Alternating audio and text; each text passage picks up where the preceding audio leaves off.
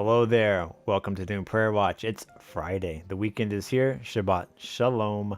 Hope y'all had a good week. This is Jacob coming to you from Japan. Thank you for tuning in or catching up on the replay later. Thank you for interacting with us, standing with us, praying with us, engaging with what we are contending for in the world here today. This is Noon Prayer Watch. We are here on the wall watching, praying, discussing what is happening in our communities, cities, nations, and planet. For my friends and family in America, hope you had a great Thanksgiving yesterday. I am in the future, it's Friday here already while you guys are recovering from however you do Thanksgiving lunch, maybe a second dinner, football, post-football naps, all that good stuff. We're already here. I kind of did a little bit of that yesterday, not specifically. Obviously, that's an American holiday, not a big thing here in Asia, though you can get turkeys here at Costco, and sometimes I meet up with fellow Americans and other foreigners, and we do Thanksgiving. I didn't get to do that this year, but I had a lunch, and what do you eat for lunch in Thanksgiving in a country that doesn't celebrate it? I went and had Indian food. The Native Americans, the American Indians, who are not related to the Indians from India, they helped the Pilgrims in the first Thanksgiving, and I was like, you know what? Even though they're not related, close enough. Went and had tandoori chicken instead of turkey, which big fan of that, honestly. It was a very good meal. But anyway, you got to do what you got to do when you live in a different culture. So I hope you guys had a great Thanksgiving. It's now Black Friday. Christmas season is upon us if you're in America. And the rest of the world, Christmas season starts after Halloween, basically, here in Japan. Since I've moved to this nation, Halloween has become a big thing. It used to not be. It wasn't at all, but it started becoming popular here. But then right as, October 31st ends and you go into November, it's Christmas mode. All the Christmas decorations go up, Christmas music comes out. But in America, of course, we hold off on that a little bit. Some people don't. But we hold off on that until today, on Friday, the day after Thanksgiving. That's when we 100% shift into Christmas mode. But that's not the case here. So you get a longer Christmas if you like that. Then that's cool, I guess. And I found other countries that are not America that also do Christmas. They do it in November as well. I'm just, my thing is fall just starts in October. Let's not end the vibes by going into winter mode. Let's enjoy fall and then move into winter later. I'm an American, that's my opinion. Anyway, Christmas here is really interesting. It's very big, if you've ever heard about it. And it's actually a holiday, or it's traditionally a holiday for couples, not so much families. It's more like Valentine's Day in America, in Europe, I guess. And Valentine's Day here is way different. It's not so much about romance. It's about having good relationships with the people of the opposite sex. What I mean by that is you give chocolates to all of the other people in your life, even if you're not in a relationship with them. That's just a thing that they do here. And then the Christmas is like a romantic holiday. That's the traditional way of doing things. But since I've been here for over a decade, it's shifted. People have looked at how they do things in other areas, and they've adapted to that. And so now here, kids, they get presents sometimes. It's not a big thing. The end of the year holidays that you spend with your family, that's more of a big thing here. And one tradition, this has nothing to do with what I want to talk about, but it just came up in my mind because people ask me about this, because they hear about this, they're like, is this true? And so if in America, and probably pretty much any country on the earth, there is a restaurant chain called Kentucky Fried Chicken, KFC. And KFC, of course, is here in this nation. And KFC has done something brilliant. They have convinced people here that Americans eat fried chicken on Christmas. And some might, but generally you don't. But everybody here thinks you do. And so you have to, here, the tradition is for Christmas, you buy a bucket of fried chicken, and that's what you eat because that's what the Americans do. And I've literally like lived with people, back when I lived in homestays, and they're like, "Oh, you're an American. It's Christmas. Here's a bucket of KFC," and I'm like, "Oh, thank you. Thanks for this. Are you gonna help me eat it? No, it's all for you, all 8 pieces." And so I tried my best. I ate like 4 of them. But it's true. If you've ever heard of this tradition here, people buy KFC for Christmas. Sometimes it's so popular you have to get on waiting lists. It'll be all sold out if you wanna. You can't just go up and pick it up on the day of. Sometimes you gotta reserve it for months in advance. And lots of other places do Christmas fried chicken as well. So that's a very interesting tradition that has come up here that isn't actually a real tradition anywhere else, as far as I know. So that's what's going on here. Not sure why I went too long into holidays and traditions, but that's the season, And today is going to be a little bit of a different broadcast anyway. It's all about family. That's the general theme of today. The title is Fatherhood. And it could be motherhood as well, parenthood, whatever you want to call it. But I am a man, I am a father. And so I'm going to be talking about some reflections on fatherhood. And I felt led to do this because my daughter, those of you that know, I have a daughter, she turned 1 this week. And I was really thinking, I'm always thinking about this, but I was really thinking about being a father, raising a child, and applying what we know about the Bible, a lot of spiritual principles about humanity, the nature of and this is really deep, but for when we're talking about a 1-year-old.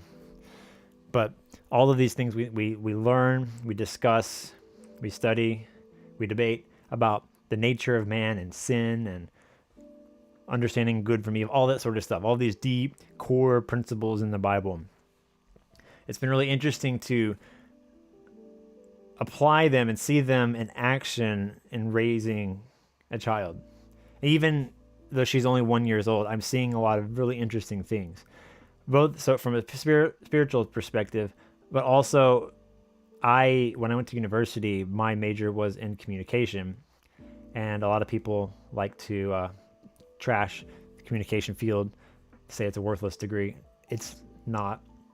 If you are doing it to do a specific job, you might not be very successful in that, but a communications degree is one of the most useful degrees you can have, because every single job in the world that you do, generally you have to communicate with other people, and the tools that you can learn from understanding communication theory and all the things you learn in a good program like that, and the program I went through I think was pretty good, it can help you dramatically. And for me specifically, I have been teaching English and other subjects for many years here in Japan, and a lot of the tools, the theory, the principles that I've learned in, secular normal educational system have helped me tremendously. Because, for example, teaching English isn't, you learn a language, but then you got to actually use the language to communicate with other people. And a lot of people, they can speak languages, they can speak their own language, they can speak a second language. But then learning how to be a human and communicating with another human effectively is another topic. And a lot of people that study languages don't learn a lot of that stuff. Especially in the situation I'm in, where I teach people here who probably they want to learn English, so they're going to speak English very potentially to Americans or people from Europe. And so it's not just about speaking a language, it's about understanding other people's cultures, their mindsets, their expectations, all that sort of stuff. And when you study communication, you have to know all of that. You have to analyze all of that. And you are able to share that with people when you teach them a language. And if you're just purely focusing on the language itself, the grammar and the vocabulary and everything, okay, you got all these tools, but how do you use them? That kind of thing. Anyway, that's my very short spiel on that. So raising a child from this perspective has been very interesting, both from the spiritual perspective as well as from the theoretical perspective I have gained from the background that I have educationally, academically. So gonna get into that right now. Been a father for a year. Okay, so I am, of course, in Asia. The first thing I wanted to talk about was disciplining and conditioning, training a child in East Asia. And I could talk a long time about this. It isn't just my experience with my own child, but as I said, been a teacher for many years, over a decade.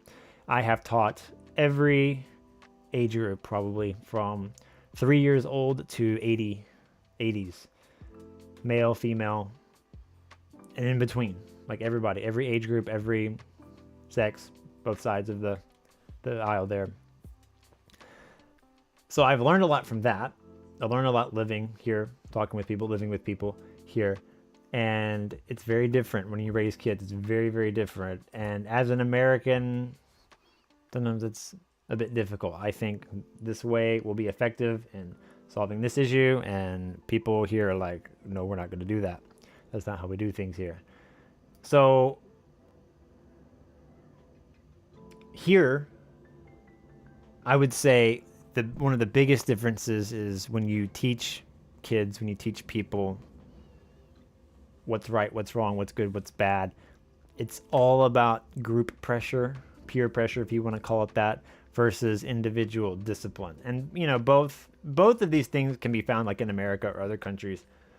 But here, the pressure of the group, like you have to do what the rest of the group is doing, is heavily enforced. And there's the thing about Japan is it kind of throws people here for a loop is like when you don't do the right thing, there is generally not necessarily a direct consequence. Like you're not going to get in trouble. You can do whatever you want to do. But on an emotional level, on a social level, there's big consequences. You learn, you have a reputation. If you don't act right, you don't follow the rules, even if you're an adult, you get a bad reputation. And yeah, you might not suffer some consequence like you would in another country, but people will close themselves off to you. They'll isolate you, like emotionally and socially. And you'll find yourself alone. You'll find yourself by yourself. You're around all of these people, but you feel so alone. And that, from a mental health perspective, I found being here for so many years is very hard to deal with.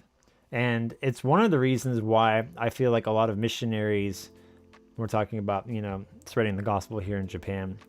It's one of the reasons this phenomenon is why some people have a hard time staying here in Japan, because they don't know how to connect with people. And sometimes it's not their fault. You didn't do anything wrong, but sometimes it is. How you interact and how you engage with people, there's a lot of different factors involved, but sometimes it's hard to connect and make relationships, because you need relationships. Humans need relationships. We cannot be alone. We need to be a part of a group, a community, a family. It's very important for us. And so people that come here sometimes have a hard time connecting, and they don't make it. They might have the resources, they might have the drive, the language ability, but they don't make it. And it's because you have to understand how the social dynamics here work. And so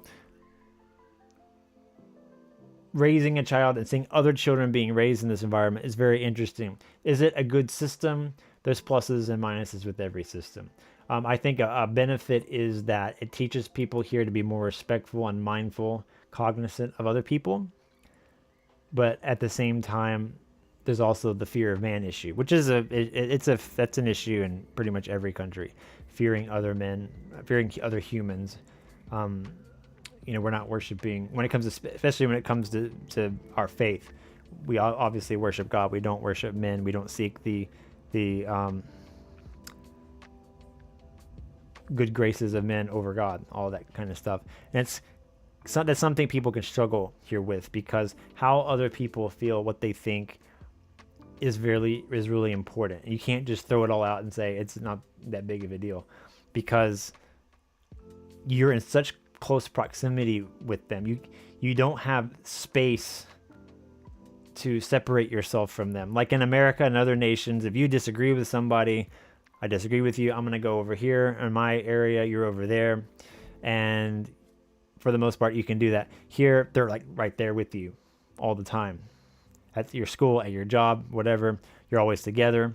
And so you got to deal with that awkwardness if you don't resolve it. And I'm kind of going too far on this topic, gotta stay back on track. But that's the sort of situation we are in. So when it comes with kids and they're doing the wrong thing, it's like, look at everybody else. We're doing the right thing. Why aren't you doing it? Kind of a thing. We have a saying here. If you ever learn about Japan, anything, there's the saying, the nail that sticks out gets hammered down. If you don't conform with what everybody else is doing, you will be pressured to conform. And in a lot of different aspects. And that's changing, I think, here. People are being a little bit more individualistic and expressible, but it's still a big core cultural principle. And so, like, in normal life, you do conform, but in your private life, I do feel that people here are more individualistic and they express who they are, because all that pressure, that individualistic pressure has to go somewhere, you know. And so it usually comes out in your hobbies and your identity outside of, you know, your job or your work or whatever you're doing. So that's the atmosphere I'm having to navigate here. Another thing is here, punishment, especially like physical punishment, which is like, I guess not a big thing anymore. It was a little bit when I was a kid, especially the generation before me. It was a very big thing here at school. And one thing we have to understand here is that there's an expectation that when kids go to school, really the person who trains them, teaches them how to behave, how to be a functional member of society. It is the teachers at your school. And so the relationship between teacher and student is quite interesting. Not maybe, I don't know about now as much as in the past. In the past, the teacher, the sensei, very important, respectful role. And if you don't do the right thing and the teacher is mad at you, that's really, really bad, because your parents will usually have to be called up to the school, and your parents will have to apologize to the teacher, to the school staff, on behalf of their child for causing so many problems. I had a friend who's a little bit older than me, and he told me he was like not a good student. He told me he didn't do his homework. He did lots of bad stuff. One time his teacher beat him up because he was acting like such a fool in school, like punching. This is what he told me. And so teacher beat him up, and then they had to call the parents to the school, his parents, and then the parents had to apologize to the teacher for their kid being this you know, troublesome boy who didn't do the right thing that caused the teacher to beat him up. You know, that's a lawsuit today in both, you know, any nation probably. But that's the situation it was in the past, and that's the expectation. The teacher is really important, and the parents are kind of a little bit more hands-off when it comes to disciplining them and raising them. And working in a school here for so long, I have seen that time and time again. The problem is you discipline and you train a child in the way they need to go, and then when they go home, that is not enforced, and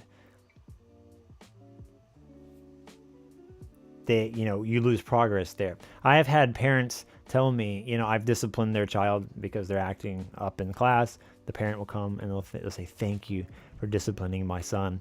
He needs it. It's so good for him. Please continue doing it." And I'm like, but you need to do it at home too. We need to work as a team here to raise this child. And they won't, because they don't want to do it. They want me to do it. They want other teachers to do it. And so that's sort of the situation we are in here. But the interesting thing is, of course, for myself, when it comes to myself in my house, I'm raising a child according to biblical principles, according to Judeo-Christian principles, and I'm living in a non-Judeo-Christian culture. The foundation of this nation is not at all Christian, Jewish, or whatever, like it is in a lot of the rest of the world that has a lot of exposure to Christianity. It is Buddhist, Shintoist, Confucianist, whatever you want to call it. So this is interesting territory we're getting into here. And so when we talk about the nature of man, we're going to get into some more specifics here. You have a child, right? You study the Bible. You know about the nature of man. You know about, I'm not going to get into like the theology, what's right or what's wrong. Please go study that for yourself. Go ask your pastor if you're not sure. But there are these concepts like, for example, original sin. That's a big thing in the Catholic community there.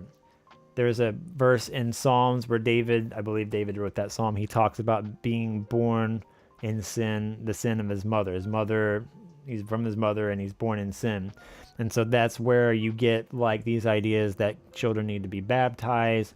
It's where you get this idea that Mary had to be perfect so that Jesus was not born into sin. I don't understand how Mary can be perfect and not be born from a perfect woman, but Jesus can't do that. It's kind of always confused me. I'm sure the Catholics have an answer for everything, but logically that never made sense to me. And David wrote that, but he also wrote when his, this is just my short spiel on this topic. He said, when his son died after cheating on his friend who was at war, Uriah, with his wife Bathsheba, that baby died, unfortunately. But after the baby died, David mentions that I will go to him, but he won't come to me. And that's a picture of the afterlife, whatever you want to call it, Sheol, Abraham's bosom, heaven, whatever you want to call it. David knew that he was going to be with that son, even though he never met him, wasn't born. He died at birth.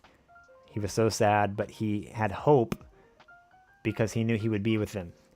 And after the boy died, he was so sad. After the baby died, he overcame that grief quite quickly. He ate food and he went back to his normal life. And he told the people, he was like, I will go to him one day, basically. I'm saying all this to say, we get into these debates about, are children saved? There's this concept of like age of accountability. If a child unfortunately dies before they accept salvation into Christ, do they go to heaven? Do they go to hell? All this sort of stuff. I'm just throwing out these verses out here that the people who wrote the Bible believe that they would be with their children in the afterlife.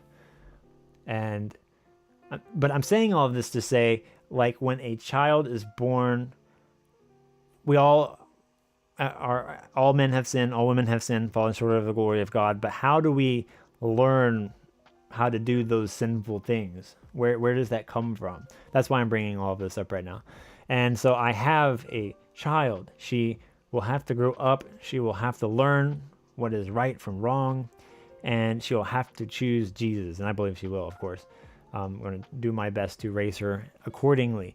But she has to make that choice herself. She also has to learn what is right and what is wrong. She's 1 year old, but I'm already seeing, what's crazy is I'm already seeing that struggle in her now.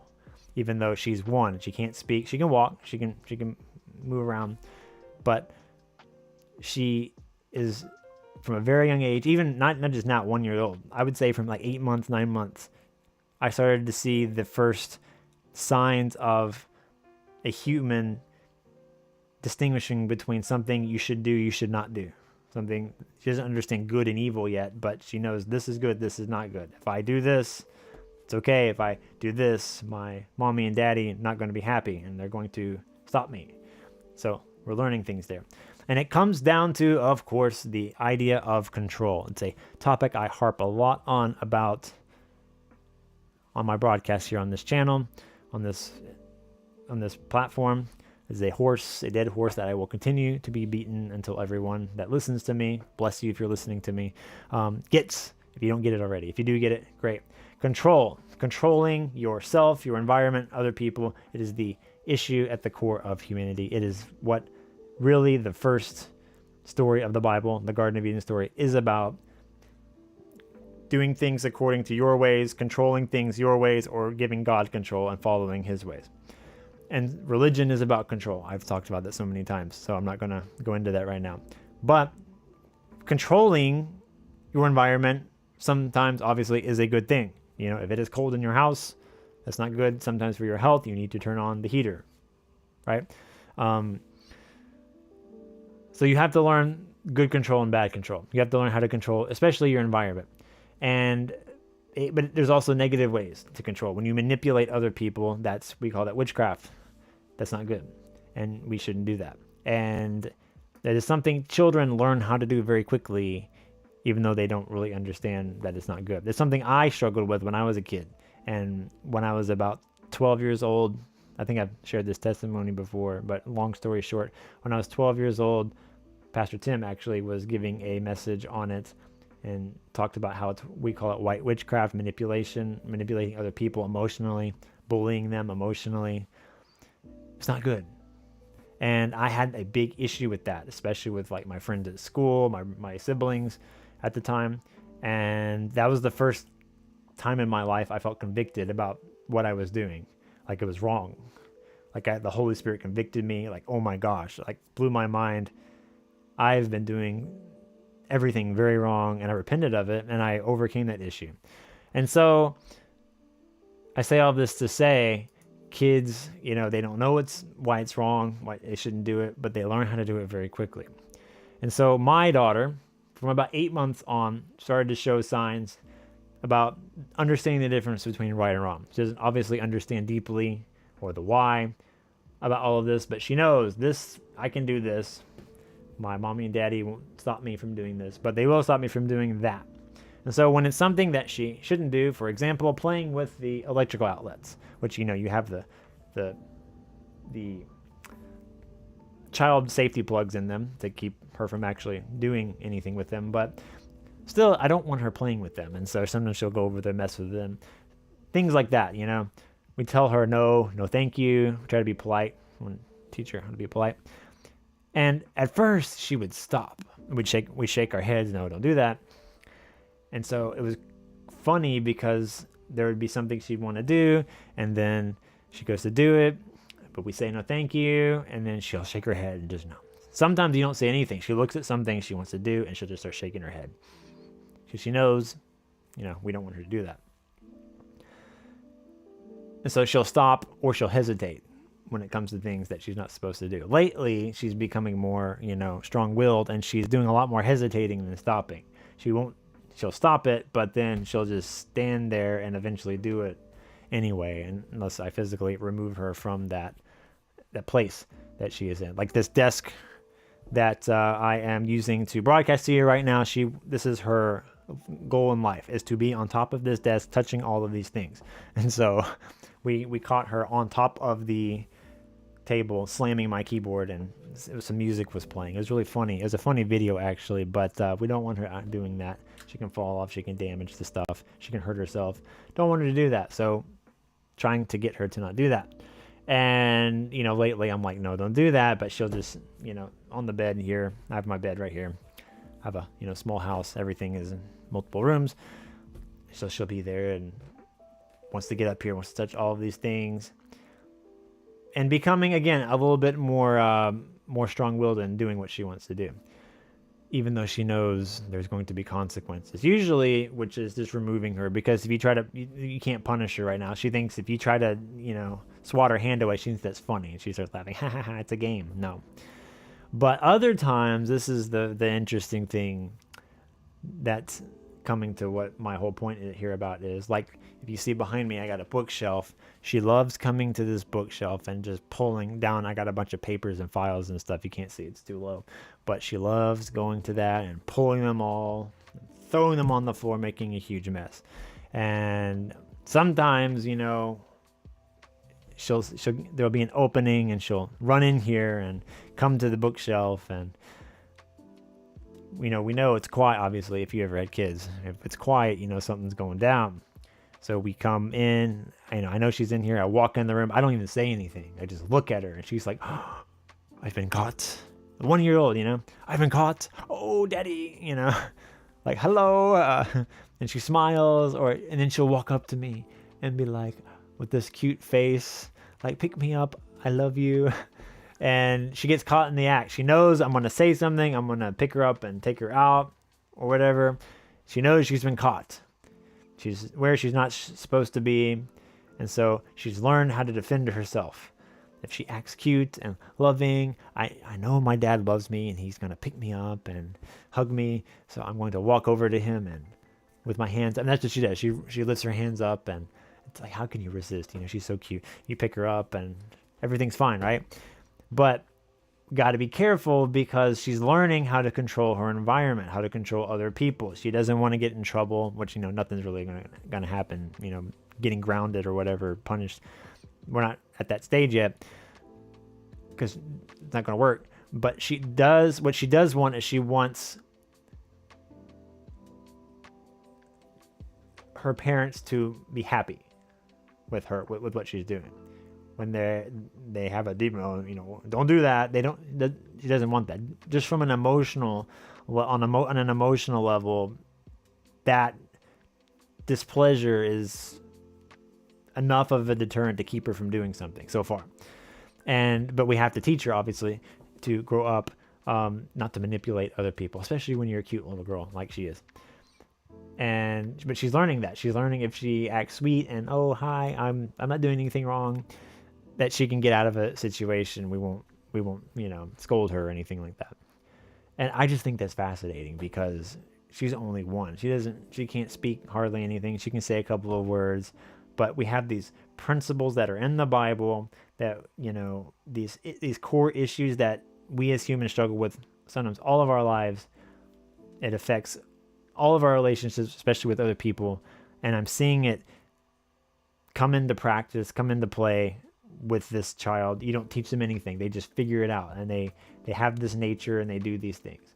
And so I, as a father, of course, and my wife as her mother, we must guide her, obviously, to learn how to interact with other people in a healthy, Christ-like manner. Teach her not to be manipulative and all that sort of stuff. But yeah, these are just a couple of reflections I have as a father of 1 year old. I've been a teacher. I've been a brother. I've babysat, mentored lots of young men in my life. But obviously it's different when the child is your own, because you're with them all the time and they are a huge aspect of your life. Your life rotates around them pretty much. And so it's a different experience, of course. And it's been really interesting so far. And Lord, help me to continue to do the best job that I can do. But those are just some of the reflections I wanted to share with you. Hopefully you found it interesting. That's all I got for you guys today. If you've listened thus far, thank you for listening. It's a topic I actually like talking about, especially, raising children and the cultural differences and like that. I could talk a long time about that, but try to keep it short here. So we are done. Please like, share, subscribe, comment, hit the notification bell. It's a small way you can help support this ministry. If you would like to donate to Christian Ministry Report, you can do so in the CCS app. You can get that from the App Store on whatever platform you have, whatever iPhone, Android. If you'd like to donate to our ministry here in Japan, you can do it through that application as well. Thank you for watching. I will see you next time. Have a good weekend. Hopefully your holiday seasons will be good as well. I will see you next time. Goodbye.